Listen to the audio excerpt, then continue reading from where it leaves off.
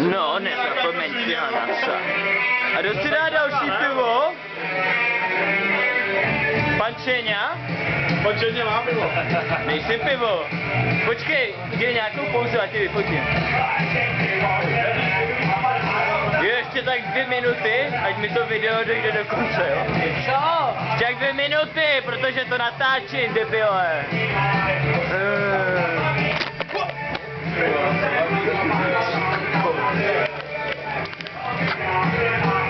Po napadení kameramana a Zdeňka Velíška, vole. Když tě obránit o alkoholu. Ne, nebo koruna. Je tam, ale. Co ty vypitino, vole? Řekni, jak jsi měl dneska den? Krásný. Krásný? Mám zápočet DPZ. Jo, paráda. Jsi měl jaký den dneska? Na piču, jako každý týden. Kurva. Ale dneska nám zrovna nic nechybí. DPZ máme, nejtěžší zápočet ze všech. Pivo máme. Jo. Můžu si zeptat vás, jaký jste měli den? Skvělej. Tak jako nezaplatili mi v práci už 3 měsíce, dneska jsem tam přišel a zase mi zaplatili, takže jo, ale vytáhl jsem 2 auta ze sněhu, takže mám a ještě pivo k tomu, no super. Tak to je paráda. Já mám udělanou prezentaci. A ty? Já mám udělanou prezentaci. Tak taky dobrý, zaspala jsem školu, takže bezvadný. A celý den volný.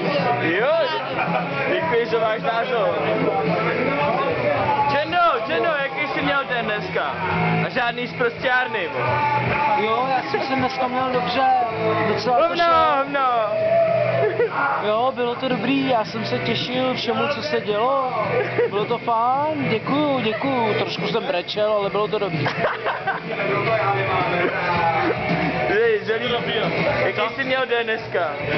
Jako volně, dal jsem dnes za 4 body a mám zápočet, takže jako paráda. Hovno. Tak Libor. Jaký jsi měl den? Počkej. DPZ.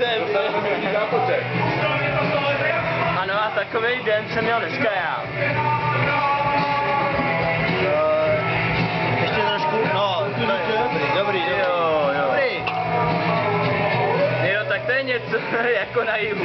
Pojď. Teda na Kruáčku. Pojď do mě. Pojď do mě.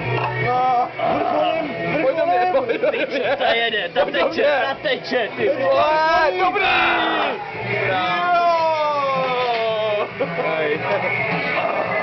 To se nesmí dostat ven. Milane, vole, dělám anketu, vole, pojď sem. Jaký jsi měl dneska den? Hej, dneska jsem tady filmař, vole. Jaký jsi měl dneska den, vole? Parátka. Většina lidí mi řekl ještě něco navíc, vole. Úplně super. A dál. Třeba, že jsi udělal DPZ-ko, to mi řekl. No, říkáme, to je ta parátka. A ty? Jsi měl den? Den. Já jsem ráno vstal, došel jsem na fakultu a jedním podpisem jsem vydělal 9 000 korun. Potom jsem si dal dobrou snídaní u řezníka, myslím, že to byla sekaná s hořčicí a 2 rohlíky a brání. Ano, to zní dobře. Potom jsem zakreslil, myslel jsem si, že si budu sednout na kejs na jich, ne, na asi tak na 4 až 5 hodin, že vyhnul jsem to je jasný. Zakreslil jsem byla na drakonejčů. Pak jsem se byl nějak najíst, pak jsem byl u vás, kal jsem ty piva a tak, a pak jsem byl na těch kýsech sedět. No a jsem tady a zatím to vypadá dobře, vole, ráno ti řeknu víc. Tak jo, tak pokračujeme zítra. A pane Vojtík, jaký jste měl den dnes, vy? Já hodnotím dnešní den, nevím, je to tak půl na půl, protože jsem ráno vstál, šel jsem na Kristinu, už tam jsem přišel pozdě, musel jsem si přinést novou židlí. Započal jsem napsal, doufám, že jsem ho napsal, tak myšleny. No, pak jsem jel na odběr, tam mě ty kurvy nevzali, protože jsem měl... Protože máš modrou krev. Protože mám herpes, vole, jo. Hej, ty máš taky herpes, vole. Kvůli mému herpes. Tak každý z těch foťáků, no, povídej. No, pak jsem přijel zpátky na kole, začal jsem si koupit žrádlo, najedl jsem se, šel jsem za váma na pokoj, zase se zbyl tady Jiřím, no a teďka jsem tady a akce probíhá podle mého vkusu. To jsme rádi. A další člověk na holení, vole. Ano, to je na holení určitě. To není na holení. Tak povídej, jaký jsi měl dneska den? Žádný pivo, dobré jo, to kecáš pěkně. A se na hadry, vole, že jo? Vypadni. A Martine, jaký jsi měl dneska den ty? Na píču, ty vole. Na píču. Takže byl jsi přerážel celý den, vole. Jo, vole, čurák. Mi tratí báza, pak mi nekupí rohlíky, vole. Fakt, vole. No a ty vole, poslední pán na holení je pan Bart. Dneska jsem se jde na strany. To jde na strany, takže ho čistí hodin. Dopoledne v pohodě a pak už je to všechno na hovno. No jasně. Co ti napsal ten A co? Jo, lidi mi vyražil likvidací, vole.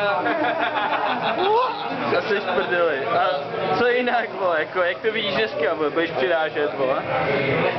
Dneska to na kudy nevidím. Dobře, já ti to pustím zítra ráno. Já přijdu 10 dopoledne, ne? Jo, dneska to na kundy nevidím, vole. Ne, já to na Facebooku.